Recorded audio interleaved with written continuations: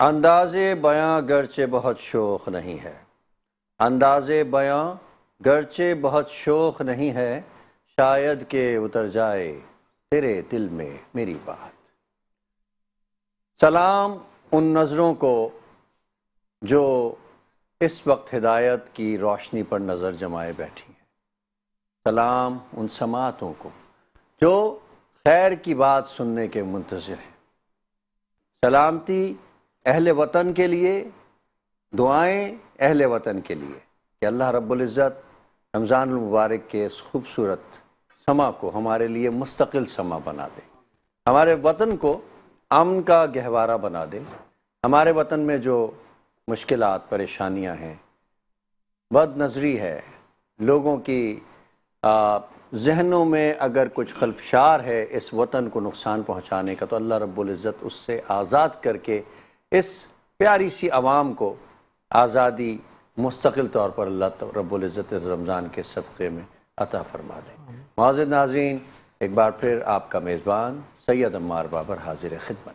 آج الحمدللہ 5 رمضان المبارک، عظیم دن، عظیم ساعتیں، پر نور برکتوں اور رحمتوں سے مزین یہ خوبصورت ٹرانسمیشن نور سحر جو 5 روز سے مسلسل آپ تک پہنچائی جا رہی ہے، جو رات کے 2 بجے شروع ہوتی ہے اور 6 بجے تک ماشاءاللہ یہ کنٹینیو چلتی رہتی ہے، اور مجھ خاکسار کو یہ وقت میسر آتا ہے کہ میں آپ سے رابطہ کر سکوں، اور میری اور آپ کی شناسائی کا یہ سبب بنتی ہے۔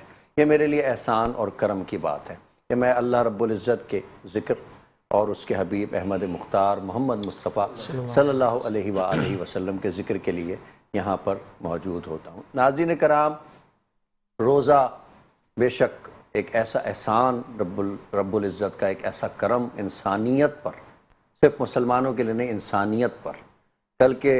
کل جب ہم گفتگو کر رہے تھے تو اس وقت بھی یہ بات آشکار ہوئی تھی کہ آج غیر مسلم سائنسدان، ڈاکٹرز، نیوٹریشنسٹ آج روزے کو بڑی اہمیت دے رہے ہیں، فاسٹنگ کو بڑی اہمیت دے رہے ہیں، لیکن یہ بات طے کرنے کی ضرورت ہے کہ روزہ جب ہم رکھتے ہیں، فاسٹنگ جب ہم کرتے ہیں، تو اس کے ساتھ ہماری اندرونی اصطلاح کیا ہونی چاہیے، ہماری روحانی طور کے اوپر ہماری جو صفائی ہے، کلیننس ہے، پاکیزگی ہے، اس کے معاملات بھی کیا اس روزہ رکھنے، فاسٹنگ کرنے سے جڑے ہوئے ہیں، کہ اگر ہم اپنی ذات کے محور کو اگر دور سے کھڑے ہو کر کے اس کا جائزہ لیں تو ایک روزے دار کی حیثیت سے تو ہم اپنے آپ کو دیکھ سکتے ہیں، لیکن روزے کی اگر اصل حقیقت کو ہم جاننا چاہتے ہیں اور ہم چاہتے ہیں کہ روزے کا پورا فائدہ ہمیں حاصل ہو، تو سب سے پہلے ہمیں اپنے انر میں موجود کلیننس کو دیکھنا ہے۔ تو آج کا جو موضوع ہے انشاءاللہ تعالی، میں کوشش کروں گا کہ روزہ اور صفائی نصف ایمان ہے، ان دونوں کو جوڑ کر کے ہم ایک ایسی گفتگو کریں جس سے ہمیں اس کی اصطلاح معلوم ہو کہ یہ صفائی نصف ایمان ہے، cleanliness is the half of the faith, اس کا اصل مقصد کیا ہے۔ اللہ رب العزت نے جو یہ پیغام رب العزت نے دیا، اس کے پیچھے اور کون کون سے عوامل ہیں، زندگی میں کہاں کہاں ہمیں صفائی نصف ایمان ہے کہ معاملے کو پورا کرنا ہے، جب جا کر کے ہم اس کا پورا فائدہ اٹھا لیں گے۔ صرف کیا ظاہری طور کے اوپر لباس، پوشاک، دیدہ زیب تن کر لینے سے، پہن لینے سے، اوڑھ لینے سے، بالوں کا اچھا سا اسٹائل بنا لینے سے، منہ ہاتھ کو دھو لینے سے، اچھے جوتے اور موزے پہن لینے سے کیا صفائی نصف ایمان ہے کا تقاضا ہم پورا کرتے ہیں؟ آج ہماری گفتگو انشاءاللہ تعالی اسی موضوع پر ہوگی۔ اس سلسلے میں ہمارے ساتھ ممتاز مذہبی اسکالر، میں مہمانوں کا آپ کے سامنے تذکرہ کرنا چاہوں گا۔ سب سے پہلے میرے ساتھ موجود ہیں ممتاز اسکالر جناب علامہ منیب اقبال، جو ماضی میں میری ٹرانسمیشنز کا حصہ رہے اور ہماری بڑی خوبصورت گفتگو ہوتی رہی، اور آج پھر مجھے یہ موقع مل رہا ہے کہ میں منیب بھائی کے ساتھ ہوں۔ السلام علیکم علامہ صاحب، بہت بہت شکریہ، آج اتنے عرصے بعد آپ آئے، کیسا آپ محسوس کر رہے ہیں؟ میں آپ کی پوری ٹیم کا شکریہ ادا کروں گا، آپ نے پھر موقع دیا۔ رمضان کی ساعتیں ہوتی ہے ایسی کہ اس میں اتنا مزہ آتا ہے اچھے لوگوں سے گفتگو کرنے میں۔ نورانی شخصیت ہے آپ کا ہونا، تو ہمارے لیے باعث برکت ہے۔ آپ کی محبت ہے، اللہ تعالیٰ آپ کی اس محبت کو قائم رکھے، اور ہمارا اور آپ کا مقصد بیسیکلی یہاں پر ملنا اس لیے ہے کہ ہم لوگوں کو اچھا دین سکھا آمین سکیں، آمین۔ دین کے اچھے پہلو بتا جی سکیں۔ جی کوشش کریں گے کہ اس ٹرانسلیشن کا سیکھیں علم و عمل، بالکل ٹھیک ہے نا؟ اطلب العلم من المہد الی آمین اللحد، آمین جھولے سے قبر تک علم آمین حاصل آمین۔ کرنا ہے۔ اللہ لرننگ تعالیٰ- پروسیس تو کبھی ختم ہوتا ہی بالکل نہیں، بالکل بالکل تو بس آپ سے انشاءاللہ گفتگو رہے گی اس بالکل سلسلے میں۔ بالکل۔ میرے ایک اور معزز مہمان جناب ریحان صدیقی صاحب، بہت اچھے میرے دوست ہیں، بھائی ہیں، آج ہماری گزارش پر تشریف لائے ہیں۔ شعبہ نعت کے حوالے سے ایک بہت بڑا نام ہے، قداور شخصیت ہے، اور 4 دہائیوں سے زائد شعبہ نعت کی خدمت میں اپنے آپ کو سرگرم عمل رکھا ہوا، اور ان کی امید اور ان کی بقا نعت ہی ہے۔ ریحان صدیقی صاحب، بہت بہت شکریہ تشریف لائے۔ بہت شکریہ۔ السلام علیکم ورحمۃ اللہ وبرکاتہ۔ وعلیکم السلام ورحمۃ اللہ۔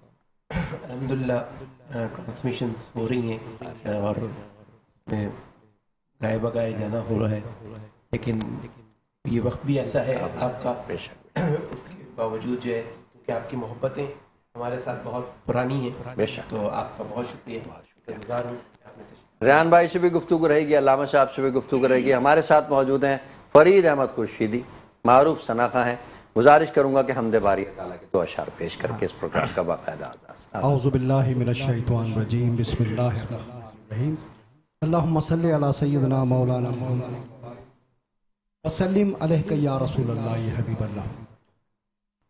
بہت ممنون مشکورون جناب باور بھائی کا، اور ماشاءاللہ ریحان بھائی اور علامہ صاحب موجود ہیں، ماشاءاللہ ان کی موجودگی میں حمد باری تعالیٰ پیش کرنے کی سعادت حاصل کر رہا ہوں۔ سبحان اللہ۔ اللہ اللہ بندے ہر دم اللہ، کیا بات ہے، کیا بات ہے۔ اللہ اللہ بندے ہر دم اللہ، پیچھے پیچھے موت ہے تیری،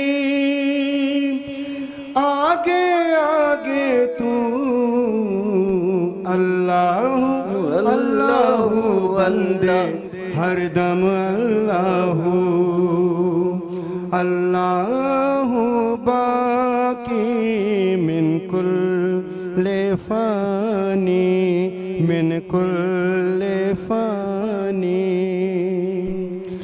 تیرا میرا جیون جیسے چلتے پھرتے سائے، چلتے پھرتے سائے، جوں جوں بڑھتی جائے عمریاں جیون گھٹتا جائے، جیون گھٹتا جائے، ایک سانس کا پنچھی ہے تو، کون تجھے سمجھائے، رہ جائے گا پنجرا خالی، اڑ جائے گی روح، اللہ اللہ بندے ہر دم اللہ، اللہ باقی من کل فانی، من کل فانی، من کل فانی۔ اللہ، ماشاء اللہ ماشاء اللہ۔ فرید احمد خورشیدی ہمارے اذہان کو منور کر رہے تھے بارگاہ خداوندی میں حمد باری تعالیٰ کا نذرانہ پیش کر کے۔ علامہ صاحب کی طرف بڑھتا ہوں۔ علامہ صاحب، صفائی نصف ایمان ہے، بچپن سے نرسری کلاس سے ہمیں سکھایا جاتا ہے، 10ویں کلاس تک پہنچ جاتے ہیں، 10ویں تک ٹیچر صفائی نصف ہے ایمان ہے کی تلقین کرتی رہتی ہے، پوری زندگی گزر جاتی ہے، صفائی نصف ایمان ہمیں یاد رہتا ہے۔ آپ کیا فرماتے ہیں، صفائی نصف ایمان ہی ظاہری طور کے اوپر اپنے آپ کو پوشاک پہن لینا، یا صرف ظاہراً ہم نظر آ جائیں کہ صاف ہیں کافی ہے؟ صفائی نصف ایمان کا جو ہماری یہ سلوگن ہے، اس کا تقاضا ہم پورا کرتے ہیں، یا اس کے علاوہ بھی کچھ اور عوامل شامل ہیں؟ اعوذ باللہ من الشیطان الرجیم، بسم اللہ الرحمن الرحیم۔ یہ جو پیارے آقا صلی اللہ تعالیٰ علیہ وآلہ وسلم کی حدیث مبارکہ ہے کہ صفائی نصف ایمان ہے، اس کے 2 پہلو ہیں۔ سب سے پہلا پہلو ہے انسان کے ظاہری جو معاملات ہیں ان کا پاک ہونا، اور پھر دوسرے نمبر پہ ہے انسان کے باطنی معاملات کا پاک ہونا۔ دیکھیے، ہم سب مسلمان ہیں، اور ہم پر جو سب سے بڑی عبادت فرض ہے وہ ہے نماز، اور آپ جانتے ہیں کہ نماز کے لیے ہم پر وضو کو فرض کیا گیا، وضو کو فرض اور اگر ہم غسل کی حالت میں ہیں یعنی غسل کی حاجت میں ہیں تو ہم پر غسل بھی فرض کیا گیا. اٹ مینس کہ شریعت نے، اسلام نے جہاں باطنی پاکی کے بارے میں بیان کیا ہے وہی ظاہری پاکی کو بھی اہمیت بیان کی ہے. اور بزرگان دین فرماتے ہیں کہ جو اپنے ظاہر کو پاک نہیں رکھ سکتا اس کا باطن بھی پاک نہیں ہو باطن بھی پاتا. پاک. ظاہر پاک ہوگا تو باطن مطلب پاک پہلے ہوگا. ظاہر پھر ہم باطن پہ پہنچ. دونوں ساتھ بیسیکلی دونوں پیرالل چیزوں کا نام ہے. ٹھیک ہے. یعنی ظاہر ہم کو پاک کرنا ہے. ہم نماز کے لیے جاتے ہیں تو جب وضو کریں گے تو ہم ظاہری طور پر پاک ہوں گے. جب ظاہری طور پر پاک ہوں گے تو اللہ تبارک و تعالیٰ کی بارگاہ میں صحیح طور پر اپنی عبادت کو بجا لا سکیں گے. اچھا، جو باطنی پاکی ہے اس باطنی پاکی میں ماشاء اللہ آپ نے بڑا خوبصورت طریقے سے روزے کو ریلیٹ کیا. قرآن مجید میں فرمایا نا کہ یا ایھا الذین آمنوا کتب علیکم الصیام، تم پر روزے فرض کیے گئے کما کتب علی الذین من قبلکم، تاکہ جیسا کہ تم پر پہلے لوگوں کو فرض کیے گئے. ریزن کیا ہے؟ لعلکم تتقون، تاکہ تم پرہیزگاری اختیار کرو. اب آپ بتائیے پرہیزگاری کیا ہے؟ بزرگوں نے فرمایا پرہیزگاری دل کی پاکیزگی کا نام ہے. دل کی پاکی. جب دل پاک ہوگا تو پھر انسان کے دل کی پاکی جو ہے وہ انسان کے ظاہر پر بھی آئے گی، انسان کی سوچ پر آئے گی. دل کا پاک ہونا، سوچ کا پاک ہونا. ہم یہ کہیں گے کہ یہاں پر حدیث کا اگر ہم ظاہری معنی لیں تو وہ تو ظاہری صفائی کی بات ہو رہی ہے، لیکن اگر ظاہر سی بات ہے حدیث کی اصل روح کو سمجھیں تو جو باطنی پاکی ہے وہ تو اصل ایمان ہے. مثال کے طور پہ اندرونی طور پہ ایک جسم کی بات ہے کہ اندر میل ہے اس کے باڈی کے اوپر، اس نے اس کو صاف نہیں کیا، ٹھیک ہے، واش نہیں کیا، صحیح ہے. اور اوپر سے بہت اچھے کپڑے پہن لیے، تو کیا صفائی نصف ایمان ہے؟ ظاہری طور کے اوپر ہو جائے گا. یہ جو ظاہری جسم ہے نا ہمارا وہ بھی ظاہری صفائی کے اندر ہی آتا ہے. اچھے کپڑے پہننا یہ بھی ظاہری صفائی کے اندر آتا ہے. جو بیسیکلی باطنی صفائی ہے وہ دل کے معاملات کا نام ہے. دل کے آپ کے دل، یعنی آپ نماز پڑھ رہے ہو اور کسی کے لیے کینہ رکھ کر نماز پڑھ رہے ہو تو آپ کا دل صاف نہیں ہے. نماز پڑھ رہا ہوں کسی کے لیے حسد رکھ کر نماز پڑھ رہا ہوں تو آپ کا دل پاک نہیں ہے. تو یہ جو ایکچولی باطنی پاکیزگی کے بارے میں کہا جاتا ہے تو وہ تو میں سمجھتا ہوں کہ اصل ایمان ہے. اگر آپ کے نیت ہی کسی معاملے میں صاف نہ ہو اور نیت کی صفائی موجود نہ ہو تو وہ عمل بھی اللہ کی بارگاہ میں قبول نہیں ہوتا. انما الاعمال بالنیات، اعمال کا دار و مدار نیتوں پر ہے. آپ چیریٹی کر رہے ہیں، لوگوں میں بانٹ رہے ہیں، لوگوں کو کھانا کھلا رہے ہیں، لیکن نیت اگر صرف تصویر کھنچوانا ہے تو اس کا ثواب پھر اللہ تعالیٰ سے نہ مانگیے گا. تو دیکھیے نیت کی صفائی موجود نہ ہوئی آپ کی وہ چیریٹی بھی کام نہ آئی. آپ سجدہ کر رہے ہیں اللہ کی بارگاہ میں لیکن دل میں یہ ہے کہ برابر والا شخص مجھے دیکھ لے کہ کتنے لمبے لمبے سجدے کر رہا ہے. ایسے سجدے کرنے کا فائدہ حاصل نہیں ہوگا. جب اس کو دکھانا ہے اجر بھی پھر اسی سے مانگ لیجیے، اللہ تعالیٰ سے نہ مانگیے. اب دیکھیے یہ جو سارا معاملہ ہے یہ تو 100% ایمان کا حصہ اندرونی پاکیزگی پر آ گیا. جانا ہے یا اذیت دینی ہے، یہ سب چیزیں شامل ہیں جو اس کی اصطلاح میں آئیں گی پاکیزگی. بالکل بالکل ایسا، ٹھیک ہے نا. یعنی صفائی نصف ایمان ہے. اگر ایمان کے درجے پہ فائز ہونا ہے تو ہمیں پھر ظاہری پاکیزگی کے ساتھ اندرونی معاملات کو بھی کلیئر کرنا ہے. ریحان بھائی سے بھی تھوڑا سا لے لیتے ہیں ریحان بھائی کی رائے. ریحان بھائی، ظاہری طور پہ بڑے اچھے دکھائی دیتے ہیں لوگ، لیکن جب منہ سے پھول جھڑتے ہیں تو اس وقت احساس ہوتا ہے کہ شاید کوئی گفتگو میں معاملہ صحیح نہیں ہوا. کیا کہتے ہیں، صفائی نصف ایمان ہے؟ کافی ہے کہ انہوں نے لباس اچھا پہن لیا لیکن گفتگو میں وہ لوگوں کے ساتھ اچھے نہیں ہیں، معاملات میں اچھے نہیں ہیں. کیا کہتے ہیں؟ نحمده ونصلي على رسوله الكريم اما بعد فاعوذ بالله من الشیطان الرجیم بسم اللہ الرحمن الرحیم. عمار بھائی، ویسے تو علامہ صاحب نے صفائی کے موضوع کے اوپر اتنی سحر حاصل گفتگو کر لی ہے، میرے لیے تو یقینی طور پر ان کی علمیت کو اور ان کے الفاظوں کو مزید آگے بڑھانا. خیر، میں کوشش کروں گا. میری نظر میں صفائی یقینی طور پہ ظاہری بھی اور باطنی بھی بہت ضروری ہے، لیکن اس میں ایک جو پہلو ہے وہ یہ ہے کہ آپ اگر کسی کا دل دکھاتے ہیں اپنی زبان سے، اپنی گفتار سے، اپنی حرکات و سکنات سے، وہ بھی اس زمرے میں آتا ہے، وہ بھی اس کی ڈیفینیشن میں آتا ہے. Very good very good. کیونکہ آپ کے ایمان کی وہ صفائی دوسرے کے معاملات کو عیاں کرتے ہیں تو یہ بھی صفائی کے صفائی نصف ایمان ہے، نصف ایمان کے زمرے میں آئے گا. ٹھیک ہے. اچھا، اب اس کے منافی کے زمرے میں آئے گا. منافی کے زمرے میں آئے گا. دوسری بات یہ کہ اگر دوسرے شخص نے صبر کر لیا ٹھیک اور اپنا فیصلہ اللہ کے سپرد کر لیا تو پھر تو آپ گئے. پھر تو آپ گئے. کیوں؟ کیونکہ اب فیصلہ دنیا کا سب سے بڑا عادل کرے گا، ہاں ہاں اور اس کے عدل میں ایک نقطے کا بھی فرق نہیں۔ نہ نہ نہ، سوال ہی پیدا نہیں۔ قرآن میں وہ فرماتا ہے کہ ہم ایک ایک ذرے کی نیکی کا بدلہ نیکی کے طور پہ دیں گے، اور ایک ایک شر کا بدلہ تمہیں جو ہے اس سزا کے طور پہ دیں گے جو تم نے جو ہے اپنی زندگی میں کیا ہے۔ مطلب بچے گا کوئی نہیں، کوئی نہیں ہے بچے نا؟ گا، کوئی نہیں بچے گا۔ اگر اس شخص نے یہ کہہ دیا کہ ٹھیک ہے یار مجھ سے تو میں تو کمزور ہوں، مطلب دل آزاری کرنا بھی آپ کہتے ہیں کہ یہ زمرے میں آتا ہے؟ بالکل صفائی نصف ایمان دل آزاری کی کرنا، منافی۔ تہمت لگانا، جی جی جی، اور یعنی یہ ساری وہ غلاظتیں، جھوٹ بولنا، جھوٹ کسی بولنا، کے یا بارے میں غلط گواہی دینا، ٹھیک ہے۔ یہ تمام چیزیں ناظرین کرام، بڑی خوبصورت گفتگو چل رہی ہے اور میں سمجھتا ہوں کہ اس وقت دوام پر ہے اور یہ سننے والی بات ہے، اور سیکھیں علم و عمل کے اس پینل سے۔ میں چاہتا ہوں کہ آپ ضرور سمجھیں اس حدیث کو، صفائی نصف ایمان ہے۔ چلتے ہیں ایک چھوٹے سے بریک کی طرف، واپس آتے ہیں، پھر علامہ صاحب سے گفتگو اور ریحان بھائی سے گفتگو کا سلسلہ جاری کرتے ہیں۔ خوش آمدید ناظرین، ایک بار پھر آپ سب کا خیر مقدم۔ بلا تاخیر علامہ صاحب کی طرف بڑھتا ہوں، سوال آپ سے کرنے کی جسارت کرتا ہوں۔ علامہ صاحب، پاکیزگی کے معاملات کو ہم ظاہری طور کے اوپر طے کر لیتے ہیں، وضو کر لیتے ہیں، غسل کر لیتے ہیں۔ عبادات میں پاکیزگی کی کیا شرط ہے، کتنا اس کا اثر ہے، اور کیا ہماری عبادات پاکیزگی کے بغیر قبول ہو جاتی ہیں؟ آپ ذرا بیان فرمائیے، اس کی کیا اصطلاح ہے؟ آپ نے سوال کیا، اس کے کچھ شرعی پہلو ہیں اور وہ میں آپ کے سامنے کوشش کروں گا کہ اپنے علم کے مطابق رکھ سکوں۔ دیکھیں، نماز ہے، نماز کے لیے آپ کا وضو ہونا بہت زیادہ ضروری ہے۔ اگر آپ وضو سے نہیں ہوں گے تو آپ نماز شروع ہی نہیں کر سکتے، یعنی وضو کرنا نماز کی شرائط میں سے۔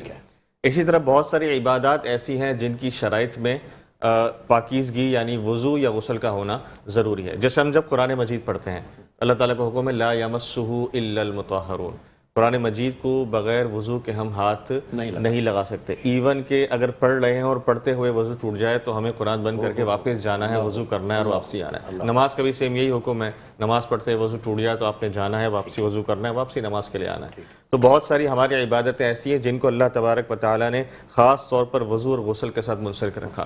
ہم طواف نہیں کر سکتے خانہ کعبہ کا اگر ہم بے وضو ہیں تو۔ اچھا، کچھ عبادات ایسی ہیں جن میں ہمارا جو ظاہری پاک ہونا یعنی غسل اور وضو والے معاملات ہونا، اس کا ان میں عمل دخل بہت زیادہ طور پر نہیں ہے۔ جیسے ہم روزہ رکھ سکتے ہیں، اگر ہم بے وضو سحری کریں اور بے وضو اپنا روزہ باندھ لیں تو اس میں کوئی شرعی طور پر حرج نہیں ہے۔ زکوٰۃ پے کرتے وقت، کسی کے ہاتھ میں زکوٰۃ ادا کرتے وقت ہمارا وضو سے ہونا ضروری نہیں ہے۔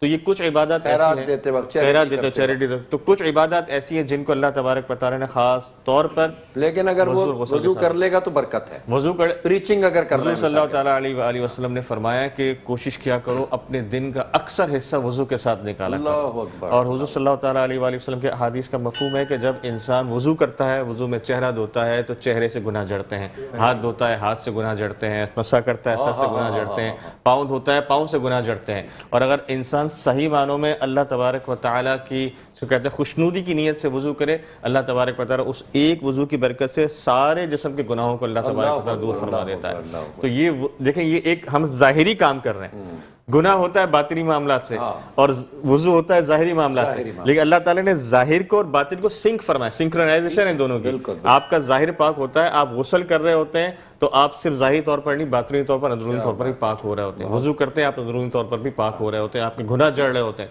اور جب گناہ جڑ جائے تو اس سے زیادہ کیا پاکیزگی ہے انسان کے لیے، ایک مسلمان کے لیے، گناہ گار کے لیے خاص طور پر۔ گناہ گار یہ سوچے میں وضو کروں گا میرے گناہ جڑیں گے، وہ بار بار وضو کرتا ہے، تو یہ ہم گناہوں سے اللہ معاف کرے، بس تو پاتا ہے۔ وضو کرنے کی جن کو عادت ہوتی ہے تو وہ جیسے استنجا کرنے گئے تو فوراً ہی عادت ان کو مجبور کرتی ہے، وہ وضو کیے بغیر نہیں رہ سکتے۔ ایسا ہی ہے۔ تو یہ بھی ایک اس کی میں کہتا ہوں ہمارے جو بڑے بوڑھے تھے، بڑے بزرگ تھے، یعنی وہ اکثر آپ دیکھو ہمارے دادا، ہمارے پردادا، یہ وضو میں اس لیے رہا کرتے تھے کہ ایک اور پوائنٹ سنیے، اس لیے رہا کرتے تھے جب میری موت کا وقت آئے تو میں وضو کی حالت میں ہوں اور وضو کی حالت میں میرا انتقال ہو۔ خوبصورت، کتنی بڑی بات ہے، کتنی خوبصورت گفتگو چل رہی ہے۔ علامہ صاحب، اس کو منسلک کریں گے اپنے ہم پاکیزگی کو ہماری روحانی بیماریوں سے، اور ہمارے معاملات کس طرح اس سے ٹلتے ہیں، یا اس کا بھی کوئی اس پر اثر ہوتا ہے؟ ریحان بھائی سے سوال کرتا ہوں، اس کے بعد پھر میں آپ کی طرف۔ ریحان بھائی مختصراً فرمائیں، تزکیہ نفس کے حوالے سے آپ کس طرح منسلک کرتے ہیں، صفائی نصف ایمان ہے یا پاکیزگی نصف ایمان ہے؟ دیکھیے عمار بھائی، اللہ تبارک و تعالیٰ نے حکم دیا کہ جمعہ کے دن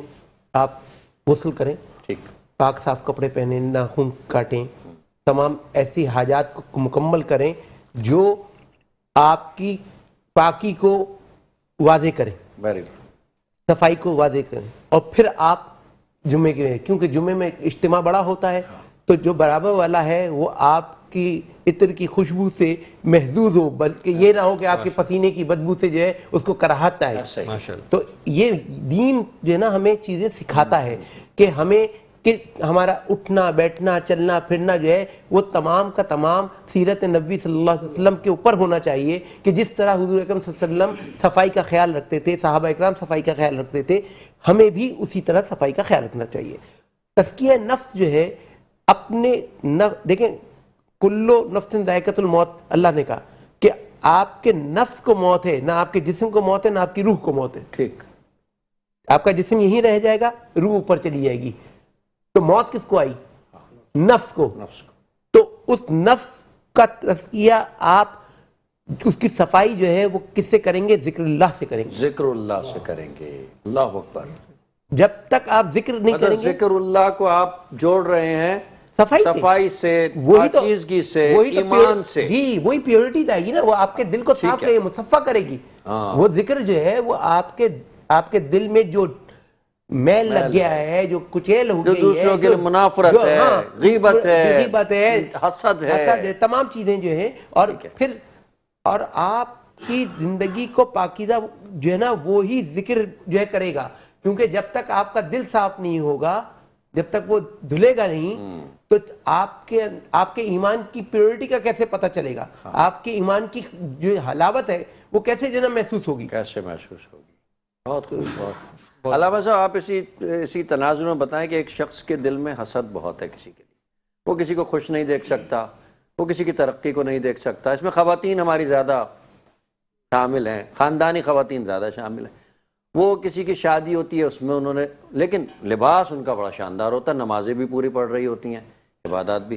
کیا فرماتے ہیں؟ میں نے پہلے ہی آپ کی خدمت میں حدیث حضور صلی اللہ علیہ وسلم کی پیش کی کہ انما الاعمال بالنیات, اعمال کا دار و مدار نیتوں پر ہے. اور جہاں تک رہی باطنی معاملات کی بات, تو عمار بھائی دیکھیں, کوئی بھی عبادت جب آپ کر رہے ہوتے ہیں اس میں آپ ظاہری طور پر پاک ہوتے ہیں, کپڑے اچھے پہنے آپ نے, صاف ستھرے ہیں, لیکن اگر آپ کا دل پاک نہیں ہوتا, اگر آپ کا دل صاف نہیں ہوتا, تو اس آپ کی عبادت پر بھی کسی نہ کسی طریقے سے اس پر اثر نظر آنا شروع ہو جاتا ہے.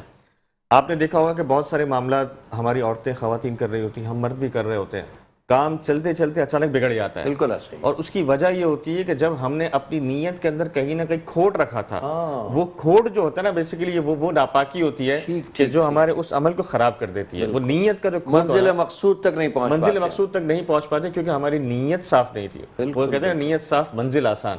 وہ نیت کا صفائی, اب یہ دیکھیں نیت صاف, تو یہاں پر بھی صفائی آ گئی. جب آپ کوئی کام کریں تو پیورٹی کے ساتھ اللہ تبارک و تعالیٰ کی رضا کے لیے توکل کرتے ہوئے کریں. اور جب بھی کوئی آپ کام کریں, جیسے ہم زکوٰۃ دیتے ہیں, ہم نماز پڑھتے ہیں, ہم جب بھی کام کریں نا کسی کو, ایون کہ میں خاص طور پر ہماری خواتین سن رہی ہیں, مرد بھی سن رہے ہیں, ہم بیسیکلی ہمارے گھروں میں ایک مسائل رہتا ہے کہ میں ان کی خدمت کیوں کروں یا میں ان کی خدمت کیوں کروں. یہ ظاہر ہم بھی گھر میں رہتے ہیں, ہمارے بھی گھر میں خواتین ہیں, تو یہ سوال آتا ہے. ان کی خدمت میں میں اپنے گھر پہ بھی اپنی ہی گھر والوں سے یہ بات کہتا ہوں کہ دیکھیں, جب آپ کسی کی عبادت کرتے ہیں, ماشاءاللہ ہمارے گھر والے تو الحمدللہ ہم جن خاندانوں میں رہتے ہیں الحمدللہ سب ہماری جو ازواج ہیں وہ ماشاءاللہ سب خدمت کرتی ہیں, لیکن اگر دل میں کبھی میں تمہارے بھائی کو کھانا کیوں بنا کے دوں, یہ سوال آتا ہے, تو میں ان کا جواب جو ہے نا سمپل یہ ہوتا ہے, اس نیت سے بنا کر نہ دو کہ کل جو ہے نا تمہاری اولاد خدمت کرے, اس نیت سے بنا کر دو یا اس نیت سے خدمت کرو کہ اللہ تبارک و تعالیٰ تم سے راضی ہو جائے.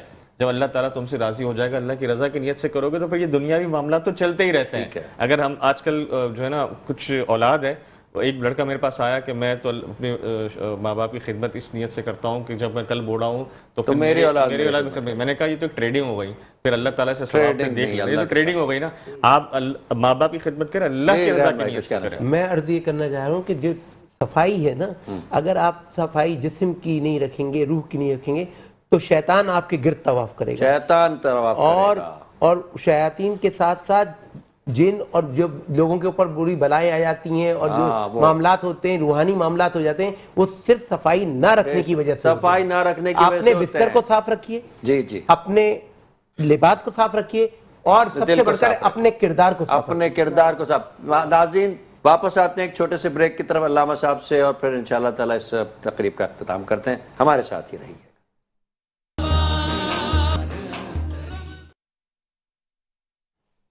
خوش آمدید ناظرین، ایک بار پھر آپ سب کا خیر مقدم. نور السحر رمضان کی خصوصی ٹرانسمیشن میٹرو ون نیوز سے پیش کی جا رہی ہے، اور آپ ملاحظہ کر رہے ہیں میرے اور آپ کے اذان منور ہو رہا ہے. علامہ صاحب موجود ہیں، ریحان صدیقی صاحب موجود ہیں، فرید احمد خورشیدی صاحب موجود ہیں. ہماری اس ٹرانسمیشن کے چند لمحات باقی، ہم چاہتے ہیں کہ یہ بھی سیکھیں. علم و عمل کا جو ہمارا سلوگن ہے، اس سے منسلک ہوتے ہوئے بہت ساری معلومات ان آخری وقتوں میں بھی ہمیں مل جائے. علامہ صاحب، پاکیزگی، طہارت، وضو کرنا جیسے آپ نے فرمایا، غسل کرنا، صاف ستھرا رہنا، کس حد تک ہمیں مختلف قسم کی بیماریوں سے، وباؤں سے ہمیں نجات دلاتا ہے پریکٹیکلی بھی، اور ایکسپیرینس کے طور کے اوپر آپ کچھ ایسی حدیث یا کوئی چیز پیش کر کے اس کو؟ دیکھیں، آپ سب یہ بات جانتے ہیں کہ جو ہم زیادہ تر بیمار ہوتے ہیں ان کا اکثر جو وجہ ہوتی ہے وہ وائرس ہوتا ہے یا بیکٹیریا ہوتا ہے جو ہمارے جسم میں داخل ہوتا ہے.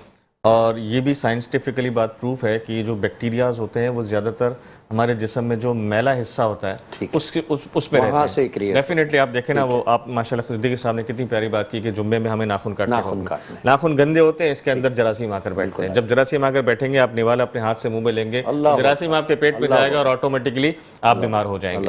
تو یہ جتنی بھی ہمیں پاکیزگی کا حکم دیا گیا ہے، ہر وقت وضو کرنے کا حکم دیا، ہمیں غسل کرنے کا حکم دیا، یہ صرف اس لیے بھی ہے کہ تاکہ ہماری جو جسمانی بیماریاں ہیں وہ بھی ہماری دور ہو جائیں. آپ نے ایک بات جیسے ماشاءاللہ صدیقی صاحب نے بڑی خوبصورت بات کی کہ روح کا پاک ہونا. اب دیکھیں، میں آپ کو یہ جسمانی بیماریوں کی طرف اس طرح لاتا ہوں کہ ہم جب واش روم میں داخل ہوتے ہیں دعا پڑھتے ہیں، اللہم انی اعوذ بک من الخبث والخبائث. اور شریعت کا، اسلام کا ہمیں حکم یہ ہے. پہلے زمانے میں آپ کو شاید معلوم ہوگا، پھلے زمانے گھروں کے اندر اٹیچ باتھ روم نہیں ہوتے تھے. یہ تو اب سسٹم دور ہوتے تھے. کیوں؟ اس کی وجہ یہ ہوتی تھی، پہلے تو کھیتوں میں سسٹم ہوتا تھا، پھر وہ چھت پر آئے اور چھت سے اب گھروں کے اندر داخل ہو گئے. اس کی وجہ یہ ہے کہ یہ جو واش روم ہے یہ جو ہے نا بیماریوں کی آماجگاہ ہوتی ہے. پری ماڈرن ہاؤسز جو تھے اس میں کوریڈور ہوتا تھا، کوریڈور کے آخر کے اندر واش روم ہوتا تھا، لائن سے کمرے بنے ہوتے، سب نے ادھر ہی جانا ہوتا. آپ جا کے اب کسی بھی اچھے ڈاکٹر سے پوچھ لیجئے گا، یہ جو ہمارے WC یا جو ہمارے کوموڈ ہوتے ہیں اس میں جس جگہ پر پانی جمع ہوتا ہے نا، وہ جگہ جو ہے وہ جراثیم کا گھر ہوتی ہے، منبع ہے. اور وہاں سے سارے جس کو کہتے ہیں فیومز نکلتی ہیں، اور وہ فیومز اچھا آپ دیکھیے جب ہماری گھر کی خواتین واش روم کو صاف کرتی ہیں. اسی لیے بزرگوں نے فرمایا کہ اگر مجبوری ہے اور آپ کے گھر میں اور کمرے کے اندر واش روم ہے تو ہمیشہ جو ہے واش روم کا دروازہ بند کر کے، دروازہ نہ کھلا ہو. اگر دروازہ کھلا ہوگا تو اس سے جراثیم بھی اندر آئیں گے اور پھر شیاطین بھی آپ کے اوپر آئیں گے.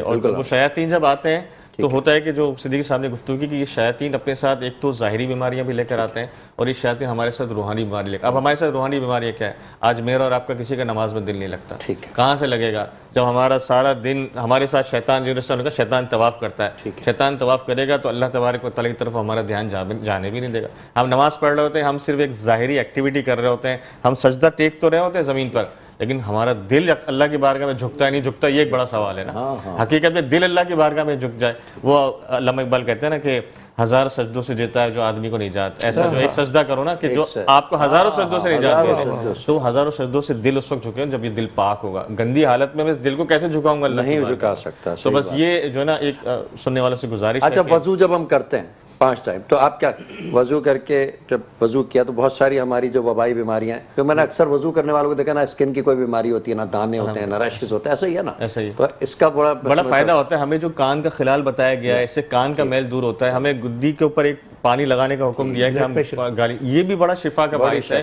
ہماری جو پاؤں ہم صاف کرتے ہیں، انگلیوں کا خلال کرتے ہیں، ناخنوں میں سے نکلتا ہے، نیچے ایڑیوں پھٹی ہوئی ہوتی، ان میں سے بھی پانی بہتا ہے، ان میں سے بھی جراثیم نکلتے ہیں. تو یہ سارے جو مٹی جمع ہونے کی جو جگہ ہے نا، ان کو وضو میں صاف کرنے کا حکم دے دیا. عمر بھائی، سرکار دو عالم صلی اللہ علیہ وسلم کا کوئی عمل بے شک حکمت سے خالی نہیں، حکمت سے خالی نہیں، اور ہر چیز میں حکمت ہے اور اس کے فوائد ہیں اور اس کی برکات ہیں، اس کی حسنات ہیں. بالکل.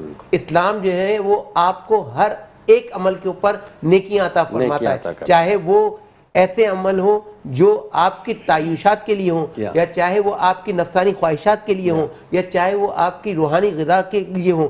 ہر اس عمل کے اوپر اللہ پاک نے آپ کے لیے جزا دی ہوئی. سبحان اللہ. ناظرین، ہمارے پروگرام کا وقت ختم ہوا. آج ہم نے بہت کچھ یہاں سے سیکھا الحمدللہ. میں نے بھی ذاتی طور پہ علامہ صاحب سے، ریحان بھائی سے، فرید بھائی سے. اور آج جو ہمارا ٹاپک تھا، بے شک اس ٹاپک کے اوپر ہم سیر حاصل گفتگو نہ کر سکے، لیکن اس کے باوجود ہمیں ان باریکیوں کا پتہ چلا کہ صفائی کے ساتھ پاکیزگی کتنی ضروری ہے۔